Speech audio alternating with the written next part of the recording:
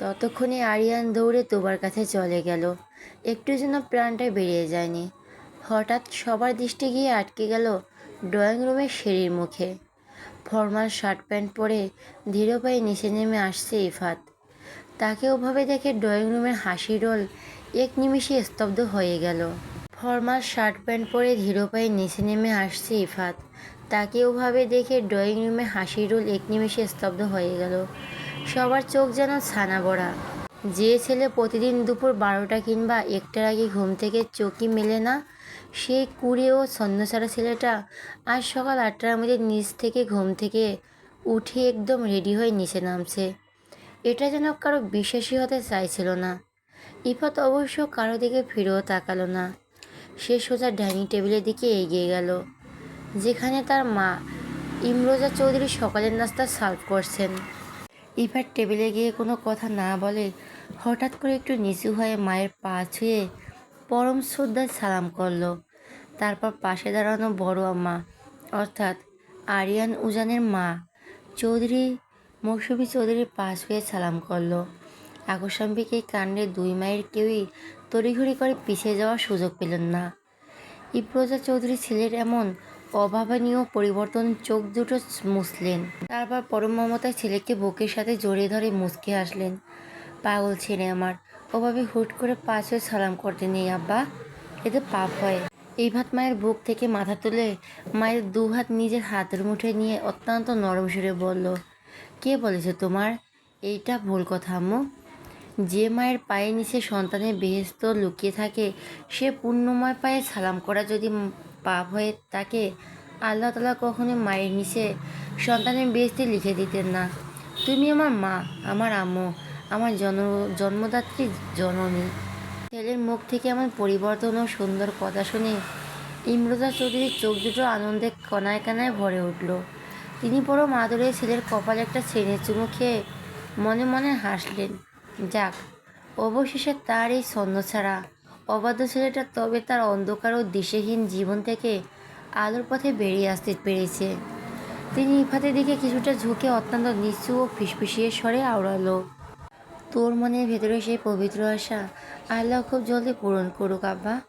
আমি মা হয়ে আজ অন্তরস্থল থেকে আল্লাহর কাছে এটাই চাই। তিনি নিশ্চয়ই একজন মায়ের আকুতি কখনো খালি হাতে ফিরিয়ে দেবেন না। ইফাত মায়ের কথা অন্তর্নিহিত অর্থ বুঝতে পেরে এক মায়াবী মৃদু হাসল। সে মেহেরে দেওয়া সেই রূপান্তরের কথা মনে করে মনে মনে এক নতুন শক্তি পেল। এরপর সে বড় আম্মার সাথে মিষ্টি করে কুশল বিনিময় করে সোজা এসে আরিয়ানের সামনে দাঁড়ালো।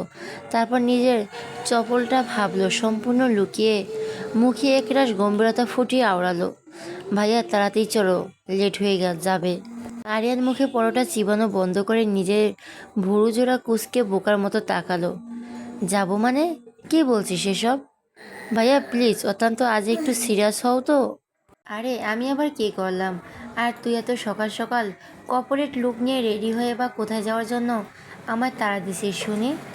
কোথায় আবার? আজ থেকে তোমার সাথে রোজ অফিসে যাব। বয়স তো কম হলো না, এবার তো কিছু একটা করা উচিত, তাই না? হোয়াট? ডাইনিং টেবিলের উপাস থেকে সোফা ছেড়ে এক সজোরে চিৎকার দিয়ে উঠলেন ইফাতের বাবা আকবর চৌধুরী। চায়ের কাপটা তার হাত থেকে পড়ে যাওয়ার উপক্রম হলো।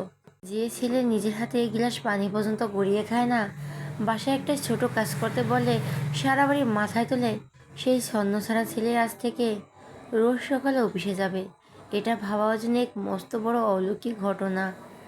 ইফাত একরাশ বিরক্তিমাখা দৃষ্টি নিয়ে তার বাবার দিকে তাকালো। এই বাড়িতে কোনো ভালো কাজ করতে গেলেও বিপদ। যখন সে সারাদিন বন্ধুদের সাথে টই করে ঘুরে বেড়াতো, কোনো কাজ করতো না, তখন সবাই তাকে বকাঝকা করতো। আর আজ যখন সে নিজের পায়ে দাঁড়াতে চাইছে, তখন সবাই তাকে নিয়েই রসিকতা করছে।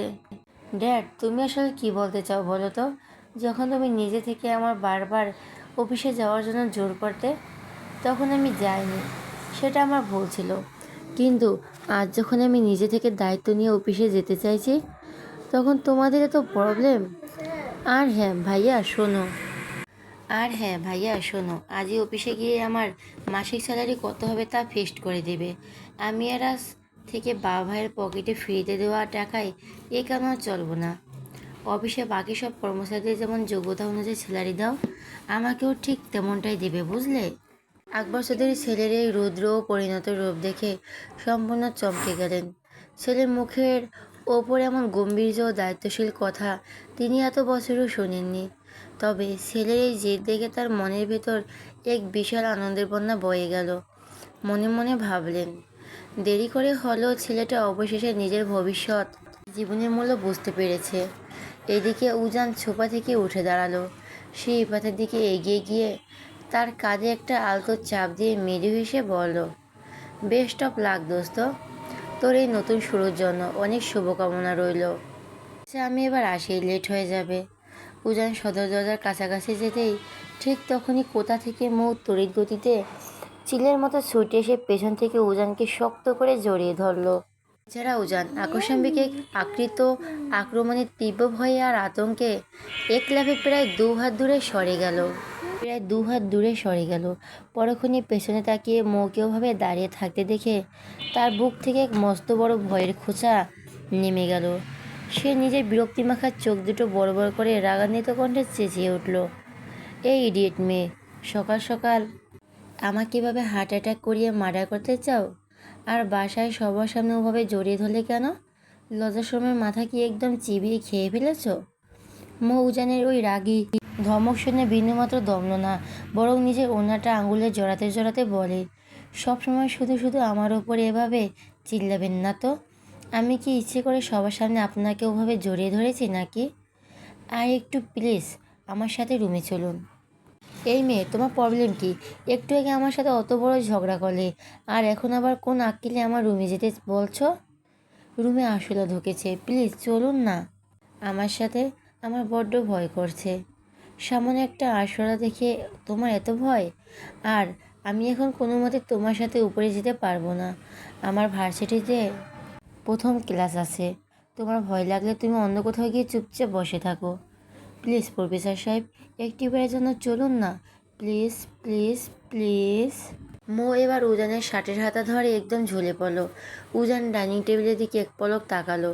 তারপর সে এক দীর্ঘশ্বাস ফেলে ময়ের পিছু পিছু আবার দোতলার রুমের দিকে পা বাড়ালো। উজান রুমে প্রবেশ করা মাত্রই মই তড়িঘড়ি করে পেছনের দরজাটা লক করে দিল এবং উজান কিছু বুঝে ওঠার আগেই তাকে সজোরে এক ধাক্কা দিয়ে বিছানার উপর থেকে ফেলে দিল।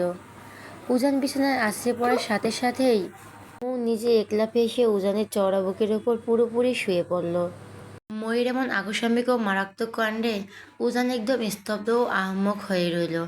সে মুখে নিজের গায়ের ওপর থেকে দূরে সরিয়ে দেওয়ার জন্য আপ্রাণ চেষ্টা করলো, কিন্তু সরাতে পারল না।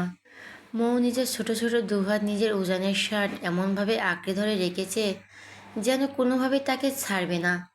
উজান এবার তাদের দাঁত পিষে চেঁচিয়ে উঠল, এই ফাজিল মেয়ে, তুমি না নিচে বললে রুমে আরশোলা ঢুকেছে, কিন্তু এখন তো দেখছি তুমি রুমে এসে আমার সাথে চরম ফাজলামো করছো। এক্ষুনি নামো আমার উপর থেকে। মৌজানের ধমক শুনে এবার নিজের মুখটা একটু উপরে তুলল। তার ঠোঁটের কোণে তখন এক মায়াবী ও চপল মুচকি হাসে। সে কোনো কথা না বলে অত্যন্ত পরম মমতায় উজানের ধারালো চিবুকের উপর আলতো করে নিজের উষ্ণ ঠোঁট দুটো ছুঁয়ে দিল। উজান একদম বিস্ময়কর ও স্তম্ভিত দৃষ্টিতে ময়ের মুখের দিকে তাকিয়ে রইল। তার মগজ যেন কাজ করা বন্ধ করে দিয়েছে। এই মেয়েটা দিন দিন কতটা অভদ্র আর বেহায়া হয়ে যাচ্ছে। কোনো বারণ বা ধমক সে কানেই তোলে না।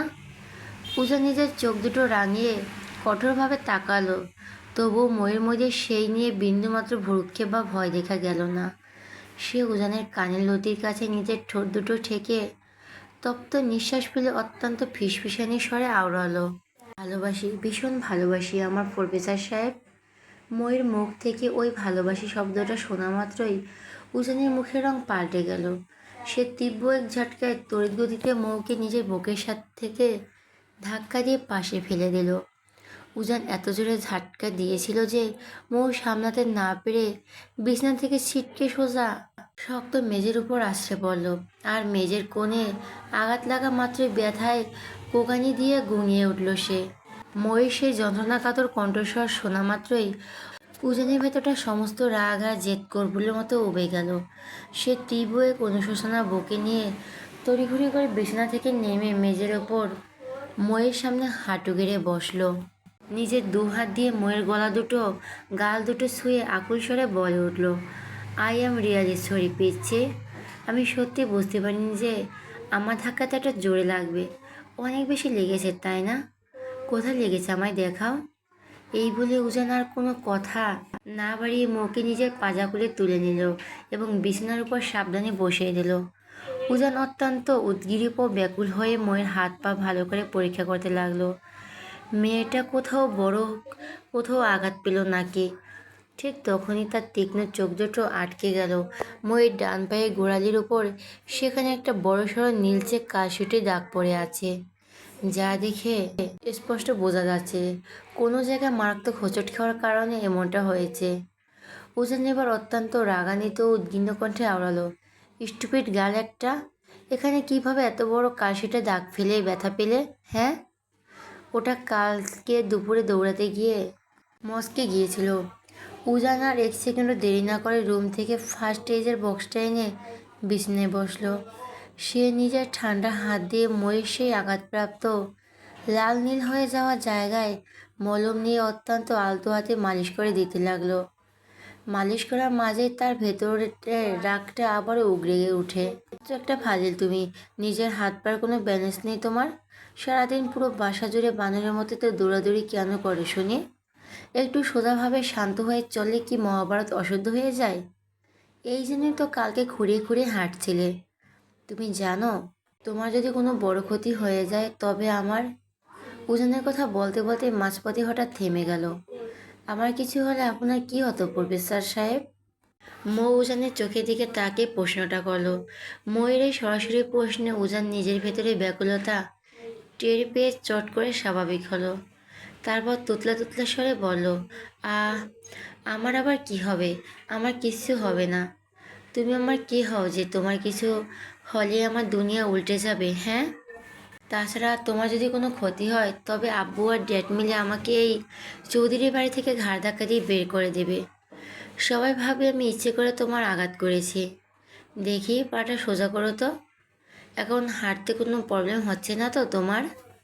মৌ এবার এক অদ্ভুত ও গভীর অবাক দৃষ্টিতে উজানের এই রূপের দিকে তাকিয়ে রইল।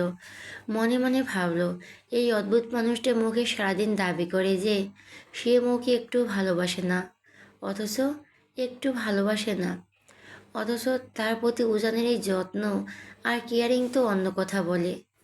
মৌ যদি কোনোদিন রাগ করে না খেয়ে ঘুমিয়ে পড়ে তবে এই উজান মাঝরাতে তাকে ঘুম থেকে তুলে নিজের হাতে লোকমা খাইয়ে দেয়।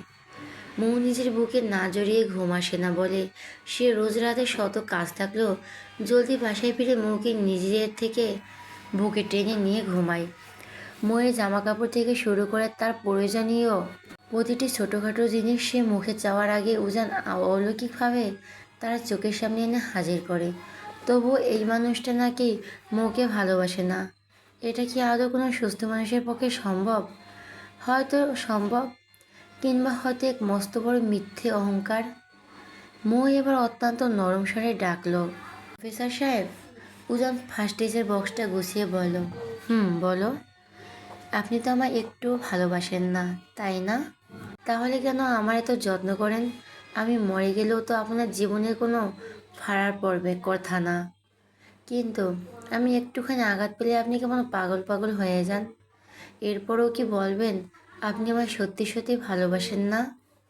ময়ের এই অকাঠ্য তীক্ষ্ণ প্রশ্ন উজানের মুহূর্তের জন্য পুরো থমকে গেল।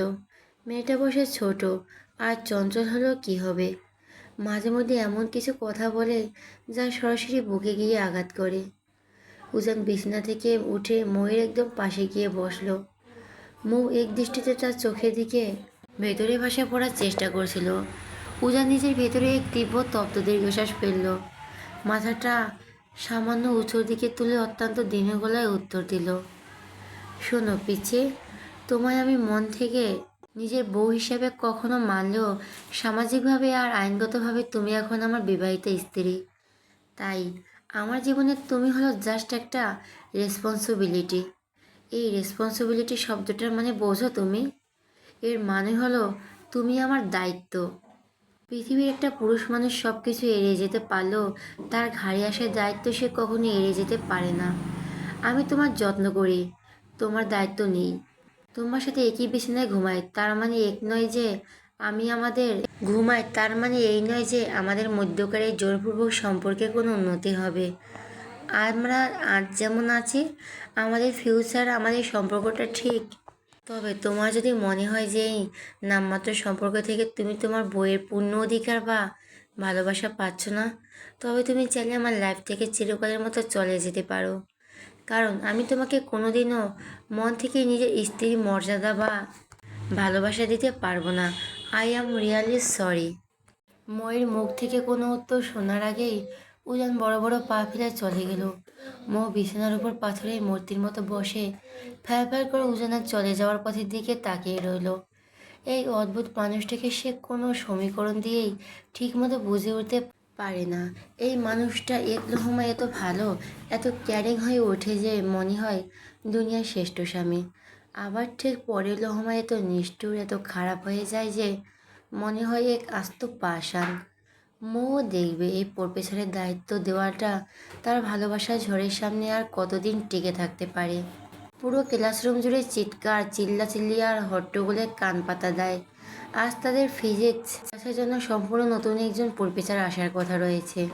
কিন্তু কে সেই প্রফেসর, কেমন দেখতে হবেন তিনি, এই নিয়ে ক্লাসের সবাই মনে কৌতূহলের শেষ নেই। হঠাৎ মৌ নিজের বেস্ট ফ্রেন্ডের কাম বোন মেহেরের কাঁধে ক্লান্ত মাথাটা রেখে মিনমিন স্বরে আওড়ালো, মেহু, এখন আবার আমাদের হারমাত জ্বালাতে মেহু এখন আবার আমাদের হারমাত জ্বালাতে কোনো এক ইবলিশ শয়তান আসবে বলতো ভাই। এই কলেজের প্রিন্সিপাল বুইড়াটাও যে কি পায়, রোজ রোজ টিচার চেঞ্জ করে। মেহু নুসি স্বরে জবাব দিল, ঠিক বুঝতে পারছি না রে মৌ, তবে ক্যাম্পাসের সিনিয়র আপুদের মুখে শুনলাম আজ যিনি আমাদের ফিজিক্স ক্লাস নিতে আসছেন তিনি নাকি ভীষণ কড়া আর বদরাগী টাইপের মানুষ, কিন্তু মানুষটা নাকি দেখতে অসম্ভব হ্যান্ডসাম আর ড্রেসিং। মিহিরের মুখে অন্য পুরুষের হ্যান্ডসাম হওয়ার প্রশংসা শুনে মৌ চট করে তার কাঁধ থেকে মাথা তুলে বসলো। সে নিজের চোখ দুটো ছোট ছোট করে বলল, সে যতই বড় হ্যান্ডসাম হোক না কেন, আমার প্রফেসর সাহেবের মতো হিরো কিন্তু এই দুনিয়ার কেউই হবে না, বুঝেছিস?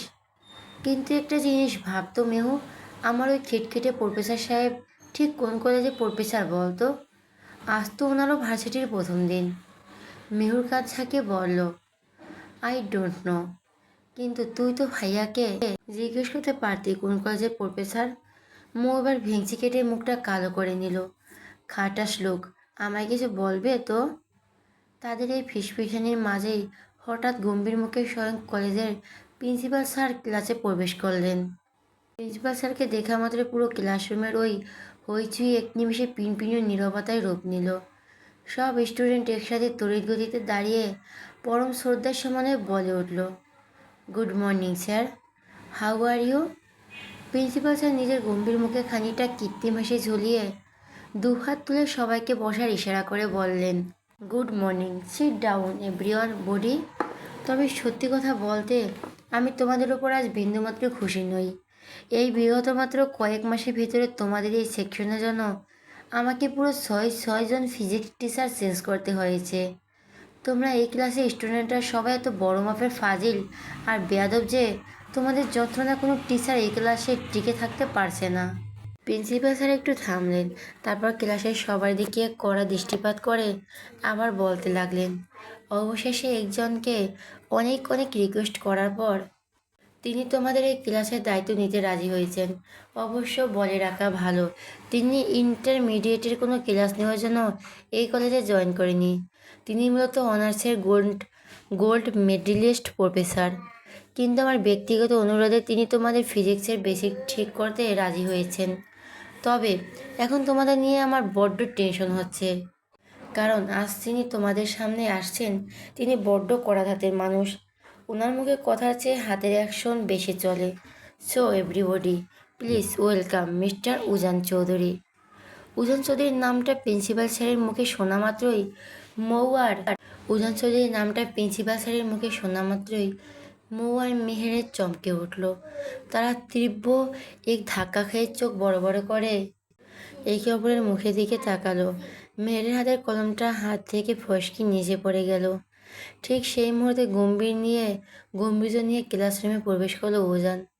আর সাদা শার্ট আর ফর্মাল প্যান্টে তাকে দেখতে এতটাই ড্রেসিং আর অসম্ভব সুন্দর লাগছিল যে ক্লাসের প্রতিটি মেয়ে স্টুডেন্ট এক পলকে তার দিকে হাঁ করে তাকিয়ে আছে। পুরো ক্লাসের মেয়েদের চোখ যেন আজ উজানের উপরে গিয়ে একদম আঠার মতো আটকে গেল। প্রিন্সিপাল স্যার উজানের কাঁধে হাত রেখে নিচু স্বরে সিলেবাস নিয়ে কিছু সময় কথা বললেন এবং উজানকে ক্লাসের দায়িত্ব বুঝিয়ে দিয়ে ঘর থেকে বেরিয়ে চলে গেলেন।